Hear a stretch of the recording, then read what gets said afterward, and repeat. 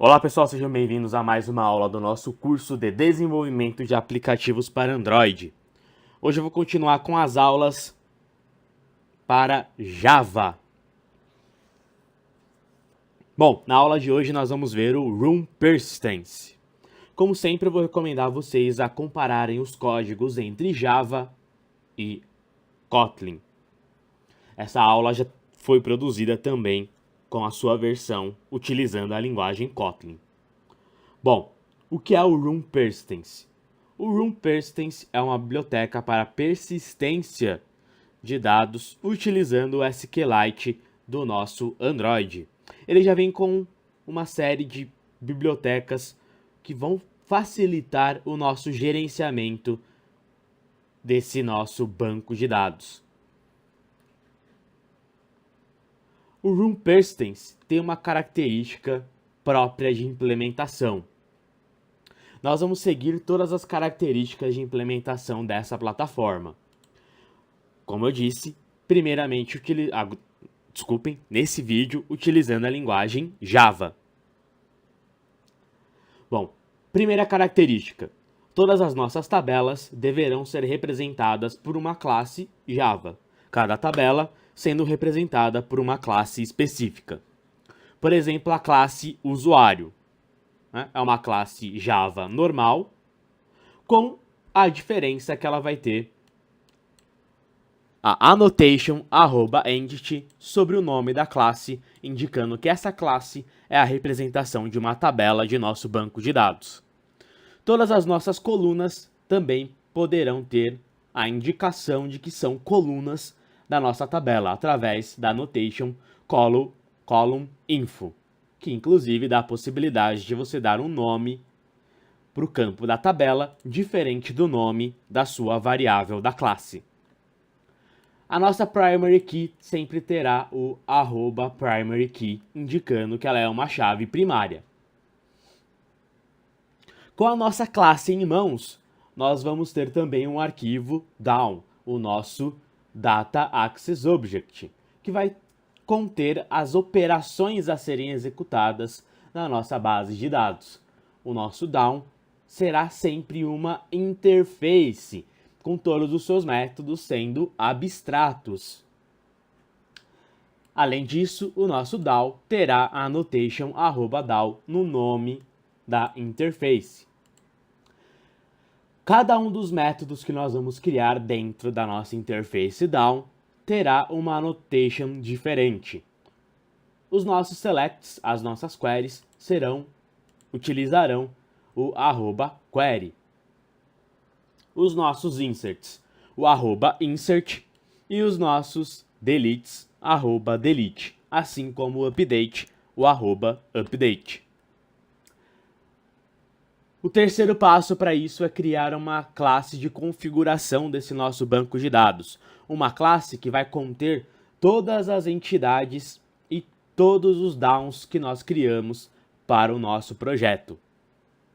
Essa classe vai estender de Room Database e é importante que ela seja do tipo abstrato. Todos os nossos DAOs serão métodos abstratos dessa nossa classe abstrata. Por último, sempre que você for utilizar esse banco de dados, basta utilizar o Database Builder do Room Persistence.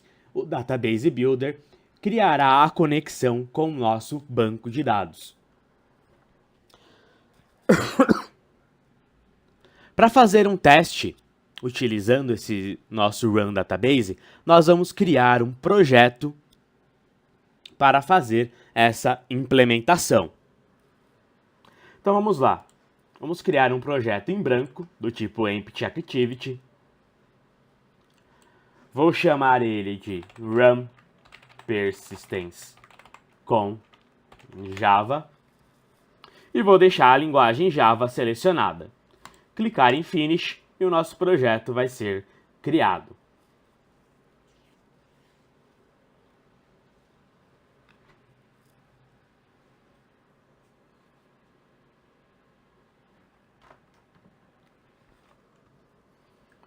Pronto, criei o meu projeto, eu vou fazer a configuração inicial dele. Primeiro eu vou vir em Gradle Scripts, Build Gradle Module App, vou abrir esse arquivo, e vou incluir as dependências necessárias para o Room Database.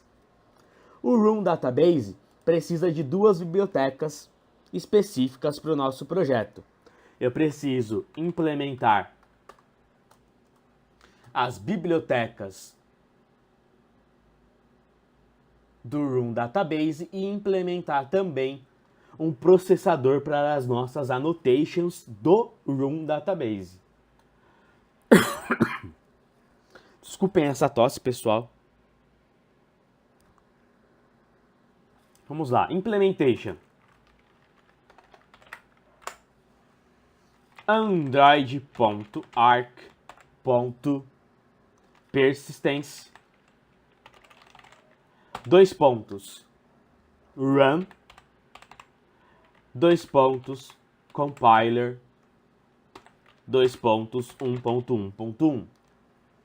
Então, essa vai ser a versão, desculpem, do meu annotation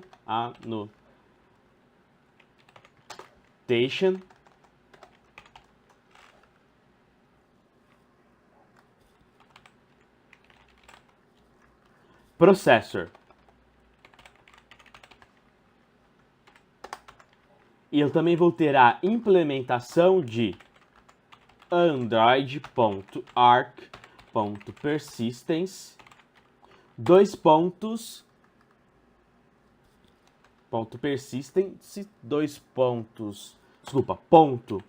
run runtime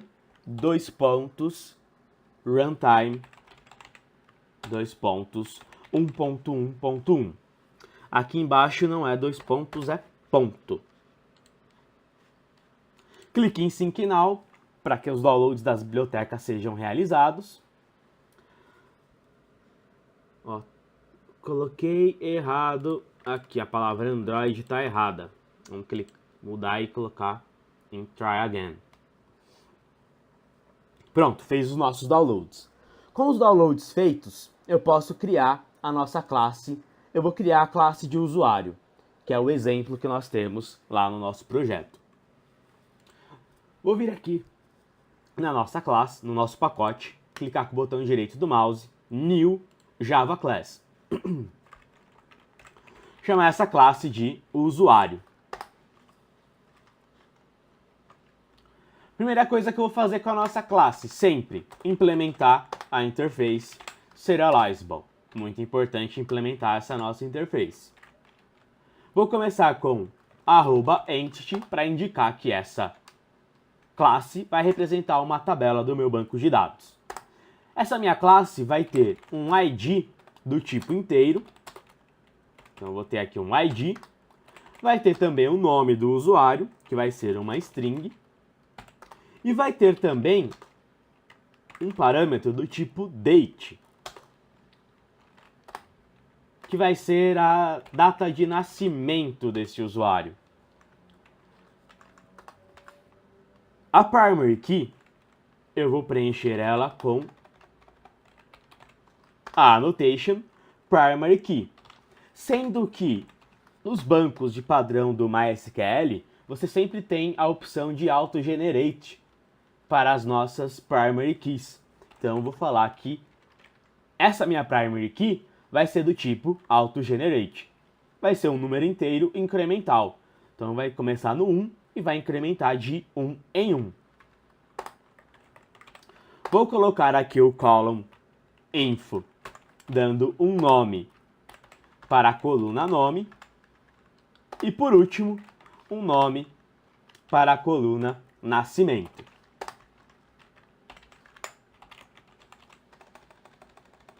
Vou chamar data underline nascimento, só para diferenciar, para vocês identificarem que o nome da coluna pode sim ser diferente do nome da variável. Mesmo esse projeto não tendo nada ainda, eu vou clicar em play. Só para vocês verem algumas coisas que acontecem com o nosso projeto quando utilizamos o Run Persistence.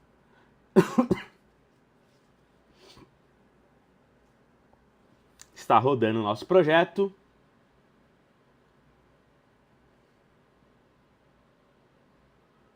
Ok. O que acontece aqui, pessoal? Eu já estou adiantando a vocês que nós não podemos ter uma coluna no banco de dados do tipo date. Todas as nossas colunas do tipo date têm que ser convertidas para um número do tipo long. Mas a primeira vez que você executa o projeto, ele não reclama disso. Ele só vai reclamar quando o banco de dados for criado. Tá? Nesse momento, eu apenas criei a classe e esse banco de dados, essa tabela ainda não foram criados. Eu gosto que as minhas classes tenham também um construtor com todos os parâmetros e um outro construtor com getter and setter. Pronto. Essa minha classe de usuário está pronta. Além da classe de usuário, conforme nós vimos na própria documentação do Android, nós também precisamos de uma classe do tipo DAO. Então eu vou criar uma classe que eu vou chamar de usuário DAO. Usuário DAO. Só que desculpem, né? Não se trata de uma classe, se trata de uma interface.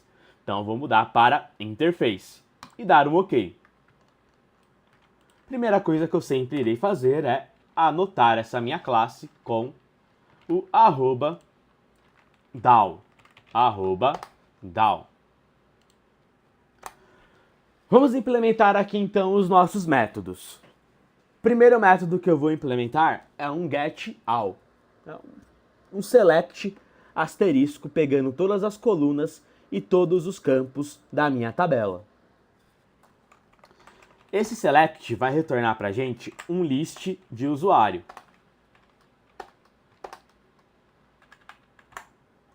E o nome dele vai ser getAll. Como todo objeto, todo método abstrato do Java, você não abre chaves para implementar o método. Você simplesmente termina a sentença com ponto e vírgula. Esse vai ser o método para consultar todos os usuários de uma vez. Eu vou ter também um outro método que vai retornar para mim um usuário e ele vai se chamar findByName, onde ele vai receber uma string que representa o nome do usuário. Eu vou escrever assim, ó, txt nome, só para diferenciar. Então nós vamos receber o nome do usuário, fazer a consulta e retornar um único usuário. Na primeira consulta eram todos os nossos usuários. Além disso, podemos ter os métodos de insert. Então, void insert recebe um usuário. Nós podemos também inserir mais de um usuário por vez, com o método insertAll. E aí nós temos algumas formas de implementar isso. Eu posso passar uma lista de usuários. E ele vai fazer o insert de todos os usuários. Ou utilizar diretamente aqui um vetor passando todos os nossos usuários. Vou implementar também um método para ser o update, onde nós passaremos um usuário e esse usuário será atualizado. Usuário. E o último método de delete.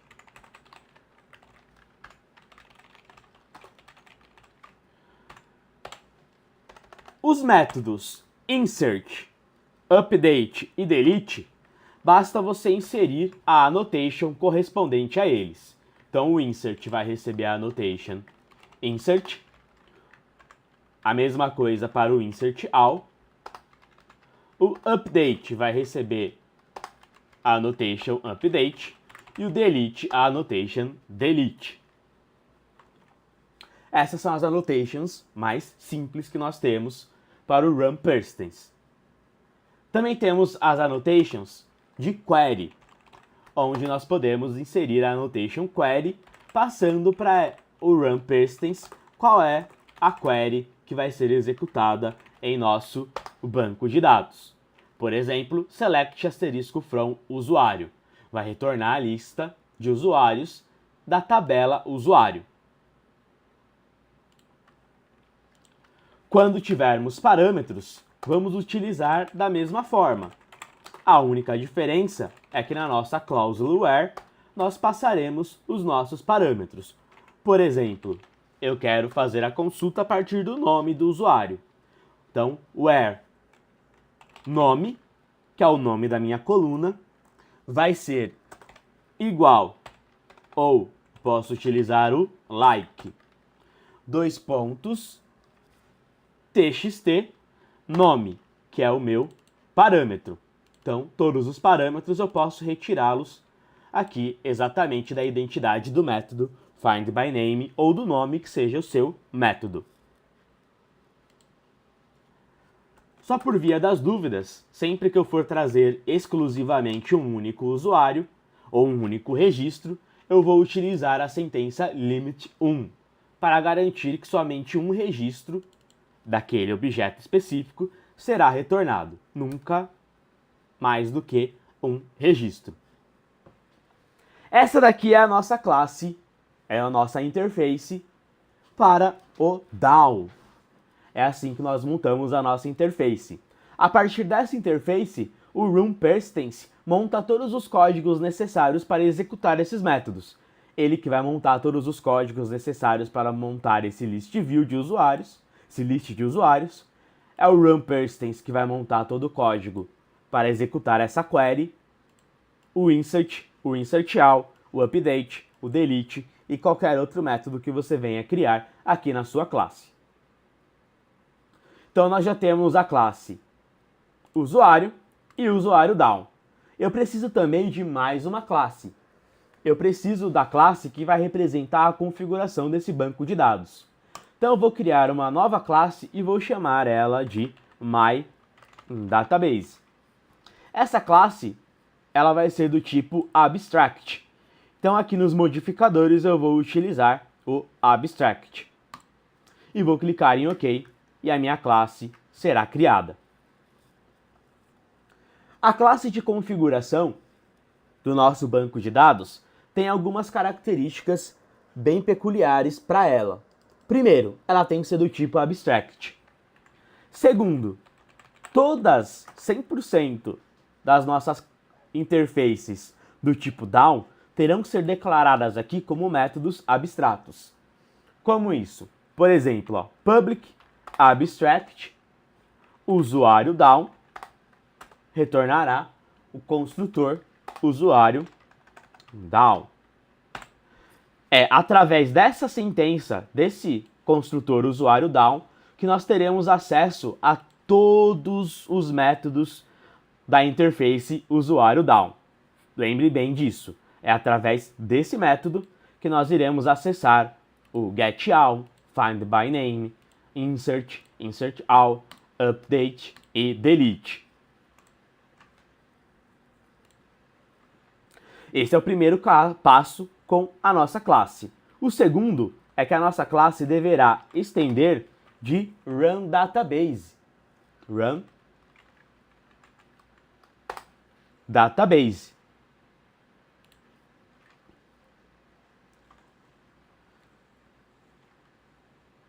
Estendendo de runDatabase, ela vai conseguir pegar todos os nossos métodos abstratos e gerar os códigos necessários, que são os códigos que essa interface, por exemplo, necessita para fazer a nossa execução. Por último, nós devemos utilizar a annotation database. Essa annotation database tem dois parâmetros principais. O primeiro parâmetro importante é o parâmetro chamado entities. Esse parâmetro entities, ele recebe um array com todas as nossas classes, com todas as nossas entities.class. Nesse caso só tenho uma, então entre as chaves eu passo somente essa classe. Se eu tivesse mais do que uma, colocaria a vírgula e informaria as demais classes. Mas só tenho uma. O segundo parâmetro é a versão desse nosso banco. Esse nosso banco ele está na versão 1. Mais para frente, em outras aulas futuras, nós iremos ver que a versão é muito importante. Que quando você for lançar uma nova versão no seu banco de dados, nós temos que criar um método de migração para esse banco. Mas no futuro nós iremos verificar isso. E o terceiro parâmetro, nós vamos deixar ele como false sempre, tá? Porque nós não queremos que os usuários consigam exportar essa nossa base de dados. Tá? Isso é um parâmetro que vai servir principalmente para segurança. Um usuário externo do aplicativo não vai conseguir exportar esse database, pelo menos não de uma maneira fácil, se você deixar com export esquema igual a false. Então aqui nós já temos as nossas três classes. Já temos aqui as nossas três classes. Eu vou rodar. E aqui, ó, olha o que já acontece. Como eu já tenho o meu database pronto e configurado, ele já tenta montar as condições para criar o meu database. Então, olha a mensagem de erro que ele está dando. Ó. Eu vou dar 2 cliques aqui na mensagem de erro, aqui na área do build. Ó. Cannot figure out how to save these fields into database. You can consider adding a type converter for each. Que ele está falando assim, ó, eu não posso, né, eu não consigo representar esse campo no seu banco de dados.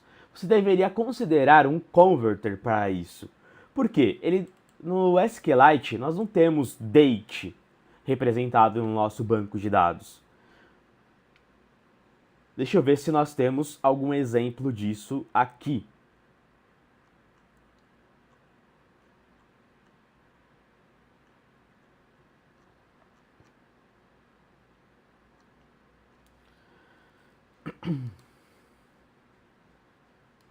Eu acho que é esse complex data. Ok. Olha aqui. Por exemplo, se você quiser persistir uma data, você tem que criar um tape converter que possa armazenar algo equivalente ao Unix timestamp. Você não consegue armazenar um date na sua base de dados. Você tem que usar um converter para você conseguir armazenar isso na sua base de dados. Caso contrário, isso não vai funcionar. Aqui nós temos até um exemplo disso. Tá? Ele cria um date converter, né, que ele chama de converters. Na configuração do banco de dados, ele informa qual converter que ele está utilizando. E quando ele utilizar o campo do tipo date, essa data é automaticamente convertida, né, utilizando aquele nosso método de conversão que vai estar na classe converters. Tá? É isso que nós precisamos saber. Existem alguns tipos de dados no nosso banco de dados que terão de ser convertidos para um tipo que nosso banco de dados suporte. Date é um tipo que atende a essa característica. Então, por isso, como eu tenho um campo do tipo date, eu preciso vir aqui no meu pacote Java e criar uma nova classe Java. Vou dar o nome dela de date converter, ou o nome que você preferir dar para essa sua classe. Essa classe ela tem uma característica até simples. Tá? Ela vai ter que possuir dois métodos curtinhos, bem simples de implementar. O primeiro método, o nosso primeiro método, ele vai ser um método que vai pegar uma data e vai converter essa data para um número inteiro. O segundo método vai pegar o número inteiro e converter em uma data, ou vice-versa. Vamos criar primeiro, então, um método que converte inteiro para data, só para mostrar que qualquer ordem pode ser, sim, utilizada. A ordem não importa, importa é o nome dos métodos, o tipo da informação que o método retorna. Então, o primeiro método retorna um parâmetro do tipo date. E ele vai receber, e ele vai se chamar toDate. E ele recebe um parâmetro do tipo long, que vai ser a nossa data do tipo long, ou timestamp, que é o tipo correto desse tipo de data. Ao receber a data do tipo timestamp, nós iremos retornar essa nossa data. Se o meu timestamp for igual a null, eu retorno null. Se não, eu retorno uma nova data, um new date, a partir desse meu timestamp. Esse é o meu método para converter números do tipo long para date. Eu vou ter também o método public static long, que vai pegar a minha data, vou chamar ele de from date. Ele vai pegar uma data do tipo date e transformar essa data em um valor do tipo long. Então eu vou pegar essa minha data, date, se ela for igual a null, eu retorno null. Se não, eu vou retornar o meu date.getTime, que me retorna já um valor do tipo long, que é o nosso conhecido timestamp. Não basta apenas fazer isso. Os dois métodos têm que ser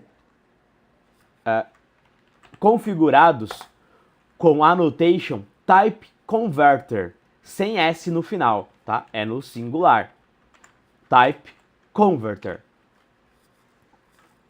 Agora, com essa minha classe, com os meus métodos de type converter construída, eu posso vir aqui no meu campo do tipo date e informar para ele que além do arroba column, ele também vai utilizar o arroba type converters, onde eu vou informar para ele quais são os converters a serem utilizados. Nesse caso, eu tenho apenas um converter para o meu parâmetro do tipo date, que é o date converter.class. Se eu tentar rodar agora esse projeto, nós iremos verificar que ele já permite a instalação sem mostrar nenhuma mensagem de erro. Ou seja, agora no banco de dados, ele não vai mais salvar o date, como o nascimento como date. Ele vai salvar como long, que é o que a minha classe de conversão permite fazer. Eu vim aqui e identifiquei individualmente essa classe de conversão. Eu poderia vir aqui na minha classe de configuração do banco de dados e informar de maneira genérica que todas as minhas classes, todos os campos date passarão a obedecer à regra de conversão da classe dateConverter.class. Então você pode fazer das duas formas, ou colocar o type converters na classe de configuração ou individualmente em cada um dos campos. Nesse nosso caso, como só temos um campo, tanto faz. Mas se você tiver muitos campos do tipo date, obviamente o caminho mais simples é você informar isso dentro da classe de configuração, o MyDatabase. Ele vai permitir, inclusive, que você utilize com os dois locais configurados. Perfeito? Ok. Então temos todas as nossas classes necessárias para fazer essa implementação.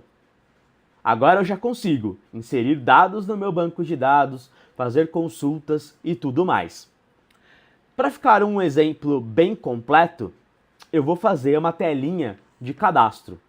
Vou vir aqui no meu main activity, vou apagar o Hello World e vou incluir aqui um campo texto para o nome do nosso usuário. Vou colocar aqui o meu campo texto. Eu vou colocar aqui também um text view.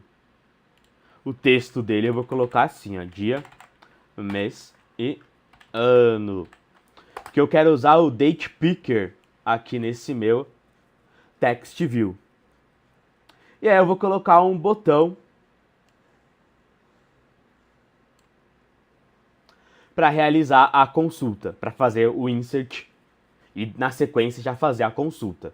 Eu não vou construir um recycler view, pessoal, não vou construir a listagem, porque senão a aula ficaria muito grande, tá? Se eu fizesse o recycler view, essa aula bateria as 2 horas de duração, e não é essa a intenção. Eu quero focar única e exclusivamente no Run Persistence. E eu vou fazer duas operações aqui. O insert, que é exatamente igual ao update e o delete. Então, por isso eu vou fazer apenas o insert. E na sequência eu vou fazer a execução de uma query de consulta. Então, vamos lá.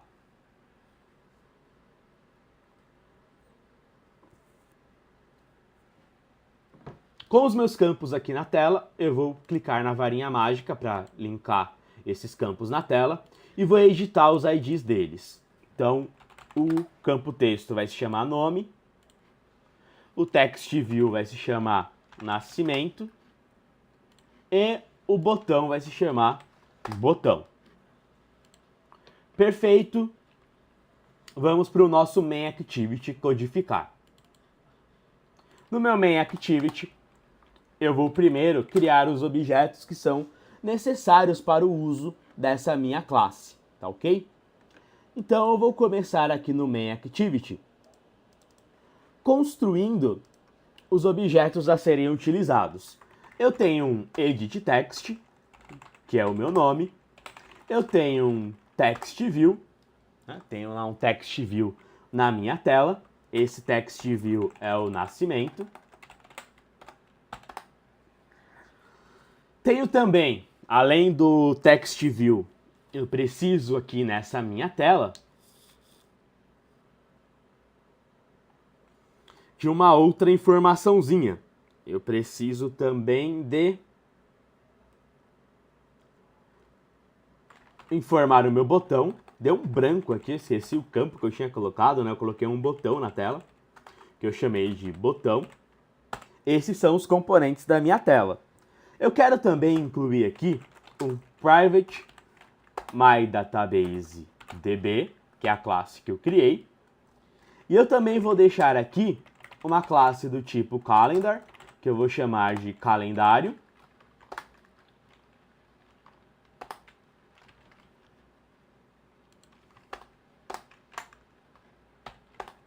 E o meu date picker, olhem a aula sobre o date picker dialog, porque eu quero que a data seja selecionada por um date picker. E assim que a minha data for selecionada, eu vou armazenar ela aqui nessa variável do tipo date. Eu vou deixar ela inicializada como null, porque eu acho que assim fica visualmente melhor. Então vou inicializar tudo aqui nessa tela. Eu vou começar pelos campos. Campo nome, find view by ID, nome.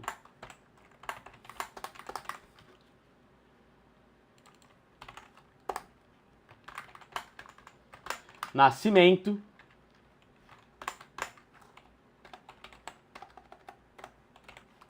E botão. Além disso, eu já vou inicializar o meu calendar para pegar uma data de hoje, a data atual do aplicativo, calendar.getInstance.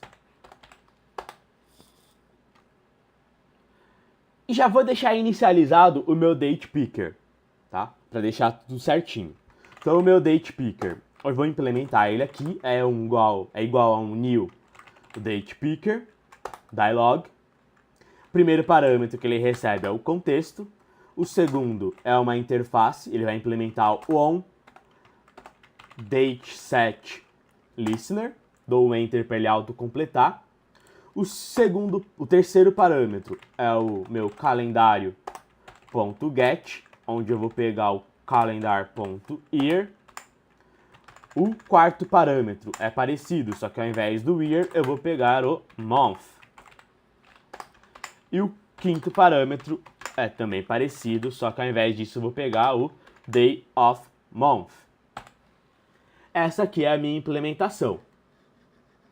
Assim que esse método for executado, eu vou criar uma nova variável do tipo calendar aqui, que vai ser a minha data selecionada.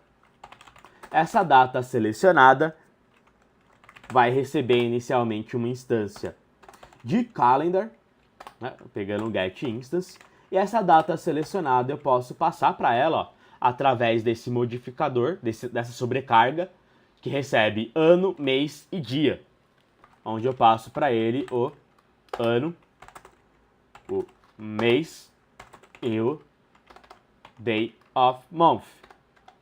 Day of month. Onde nós recebemos isso? Nós recebemos aqui, ó, no método abstrato da interface. Assim que essa interface do onDateSetListener é executada, ou seja, assim que o usuário seleciona uma data, o método onDateSet é executado e você recebe o ano, o mês e o dia do mês. E aí basta você instanciar um calendar e passar isso para ele, que você vai ter a sua data em mãos. A minha variável do tipo date, a variável data, ela recebe, a partir da minha data selecionada, data selecionada, ela recebe o getTime, que retorna para a gente exatamente o objeto com a data do tipo date.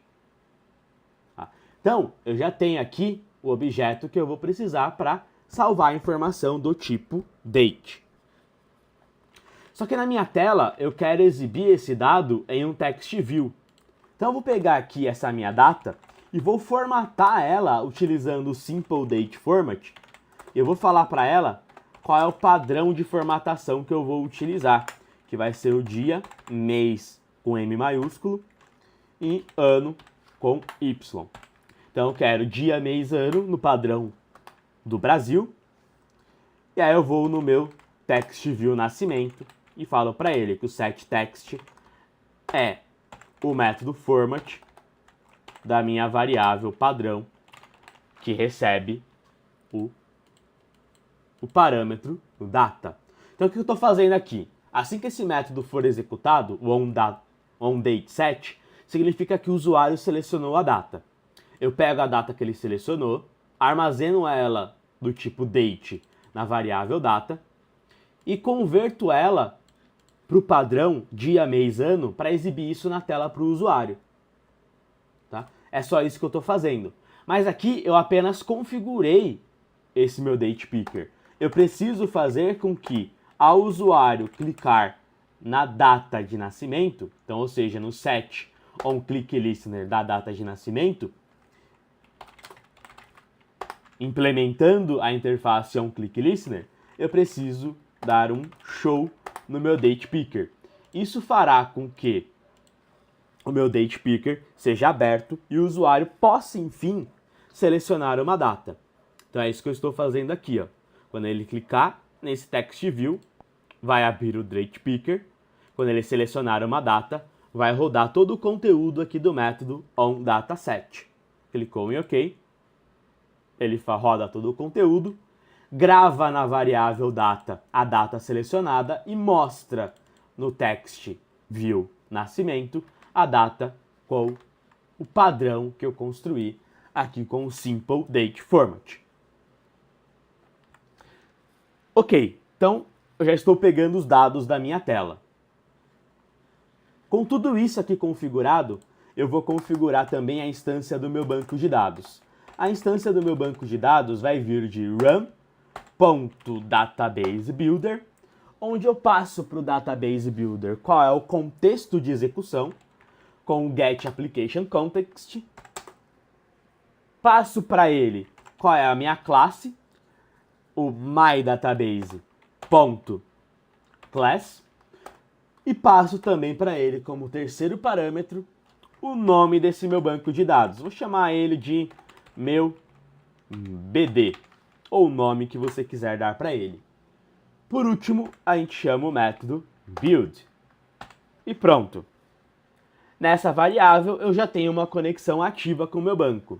Se esse banco não existir, ele cria com esse nome meu DB. Se já existir, ele usa o banco que já está criado. Com essa variável meu DB em mãos, nós podemos, enfim, executar um insert no nosso banco. Como que nós vamos executar o insert no banco? A partir do clique no botão da nossa tela.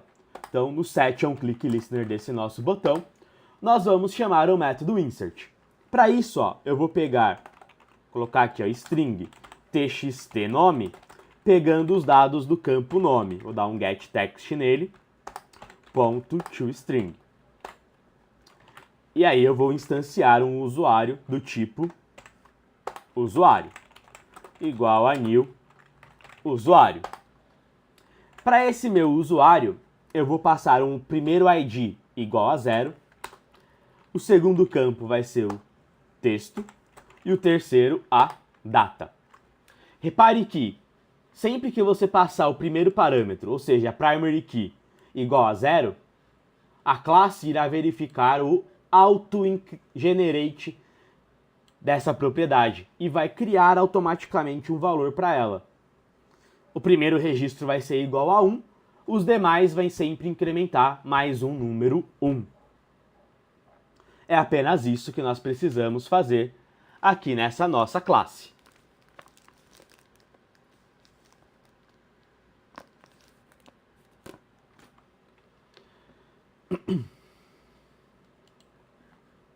E aí basta você chamar o método db.usuarioDown.insert, passando o nosso usuário para ser inserido na base. Veja, não é só isso que nós precisamos. Nós precisamos de algumas outras coisas a mais aqui. Mas por enquanto eu vou fazer apenas isso. E vou clicar em play para vocês verem o resultado. O resultado é muito importante. Então eu vou colocar aqui o nome, vou colocar teste 1. Quando eu clicar aqui, vou selecionar uma data e vou clicar no botão. Deixa eu abrir o logcat e vou clicar no botão. Cliquei, deu erro. Vou dar um play de novo para rodar de novo, porque o logcat não pegou. Vou deixar esse name aqui mesmo, uma data qualquer, e clicar no botão. Ó, o erro que vai dar aqui. Cannot access database on the main thread since it may potentially look the UI for a long period of time. Por favor, pessoal, vejam as aulas de threads. Elas são extremamente importantes. Desculpa meu inglês ruim também. Então, ó, nós não podemos acessar o banco de dados através da thread principal, porque isso possui potencial de travar a sua tela. E lembre-se, lá na aula de threads, a gente deixa muito claro, o Google deixa muito claro que você não pode bloquear a UI. Tá? Então, qual que é a ideia? Você pode executar essa query e ela pode demorar muito tempo no banco. Você não pode deixar essa tela travada enquanto isso está sendo feito. Para isso, nós vamos fazer o seguinte, tá? Para isso, nós vamos fazer aqui um código para ser alternativo a essa opção. Nós vamos criar uma thread aqui dentro. Então, por isso, vejam a aula de threads. Tá? Vai ser uma aula muito importante para vocês acompanharem.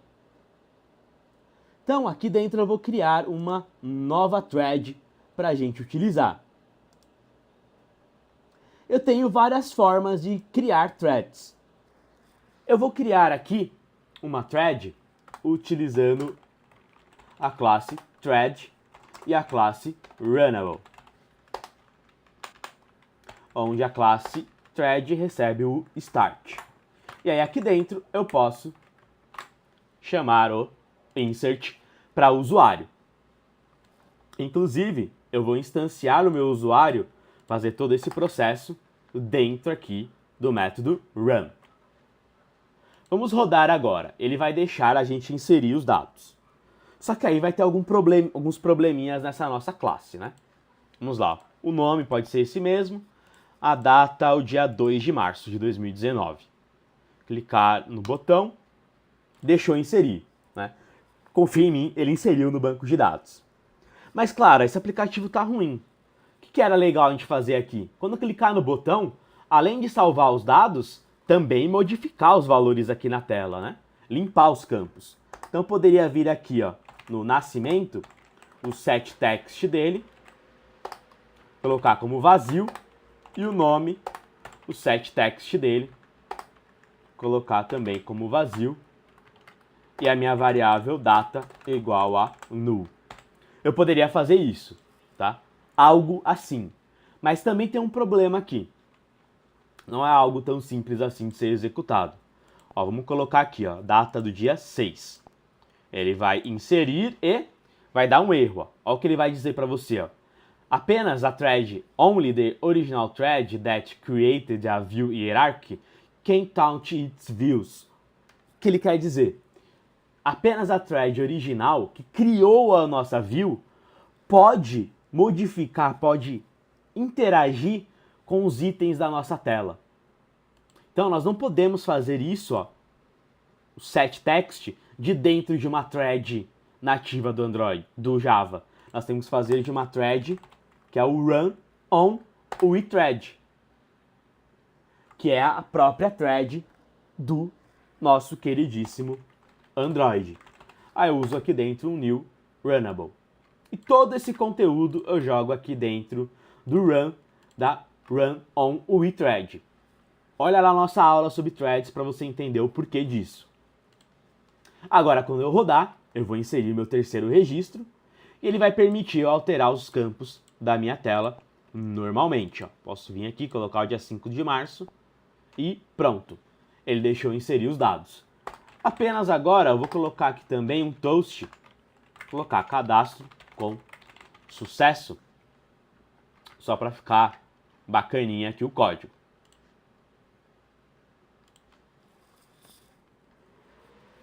Então, vou colocar aqui teste, vou colocar o dia de hoje, que é 28/3/2019, cliquei, pronto, ó, cadastro com sucesso. Agora nós precisamos consultar os resultados dessa base, tá ok? Eu não vou mostrar um list view, nem um recycler view, que seria o correto aqui nesse caso, né? Porque eu não quero estender muito essa aula. Já vai bater muito próximo de 1 hora e eu não quero passar muito disso. Então, eu vou simplesmente imprimir aqui no logcat os resultados da consulta. O que eu recomendo para vocês? Tá, ó. Fiz tudo por enquanto dentro do método onCreate. Vou vir aqui fora dele, ó, e vou criar um novo método. Public void consulta. E nesse método de consulta é onde eu vou fazer a execução das minhas consultas em si. Tá? É dentro desse método que eu vou fazer as minhas consultas. E ao fazer as minhas consultas, eu vou utilizar mais uma thread para interagir com o meu banco de dados. Eu vou utilizar aqui a thread async. Não vou usar o async task, tá? Vai lá na minha aula de thread e procura pelo async task, que é uma thread bacana que você pode utilizar. Eu vou utilizar de novo aqui a thread normal do Android, com o runnable. Ponto start. E aqui dentro eu vou fazer a minha consulta. Como que eu faço a minha consulta? A minha consulta vai retornar um list, ou eu posso retornar um list. Opa.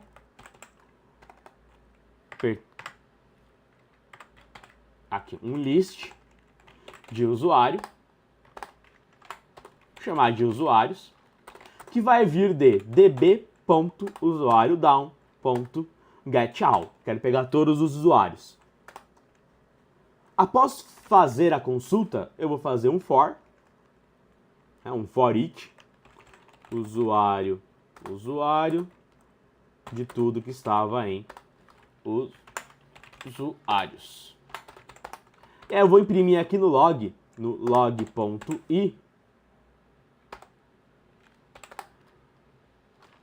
Opa, espera aí. Log. Ponto.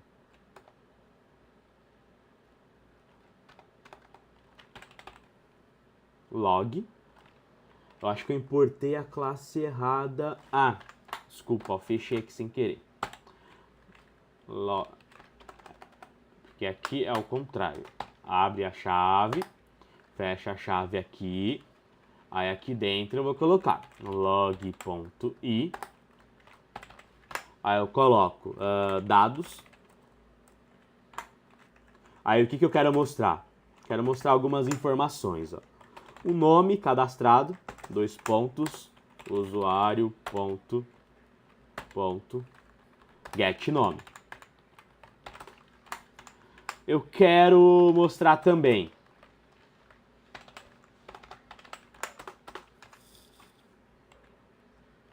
o nascimento. Sendo que o nascimento eu também preciso, ó, na consulta, do simple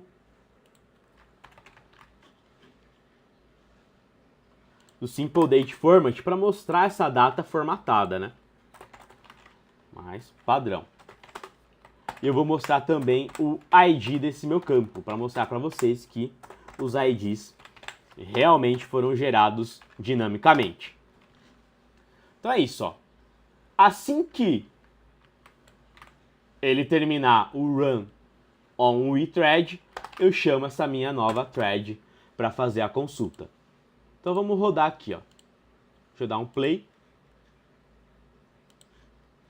Reparem aqui no meu logcat o resultado da consulta. Então, ó, eu vou cadastrar aqui, ó, Rafael Piso. Vou colocar aqui janeiro, 25 de janeiro, pode ser 2019 mesmo, não tem problema. Cliquei no botão. Olha lá, ó, ele fez aqui as consultas, ó. Mas o Simple Date Format, desculpa, né, pessoal? Não é padrão aqui, né? É padrão.format, usuário.getNascimento. Pronto. Ou seja, no meu banco de dados ele está inserindo um valor do tipo long. Mas os objetos eu trabalho sempre com o date. Vou colocar aqui então, Rafael Piso 2. A data 25/1. Clico. Ele faz o resultado das consultas. Ó. Fiz 6 inserts. Ele gerou 6 IDs, as datas de nascimento e os nomes que eu inseri. Muito bacana. Peguem esse projeto, pessoal. Eu vou colocar um link na descrição desse vídeo do OneDrive com esse meu projeto. Eu vou vir aqui nele, ó, vou clicar em File, Export to Zip File. Tá? Aí o que vocês vão fazer com esse projeto? Vocês vão descompactar ele e rodar ele na máquina de vocês. E aí com todas as aulas que eu passei, tentem exibir essa listagem em um Recycler View. Eu acho que esse é o próximo passo do seu estudo. Ok? Muito obrigado pela aula de hoje. Nos vemos muito em breve e até mais. Claro, né? A forma de usar o update e o delete é igualzinho a essa daqui, tá, pessoal? Por isso que eu não estou focando nisso. Até pelo tempo, para não ter muito mais tempo de vídeo para algo que, em termos de sintaxe, é igual ao que está aqui. Tá ok? Muito obrigado e até a próxima aula.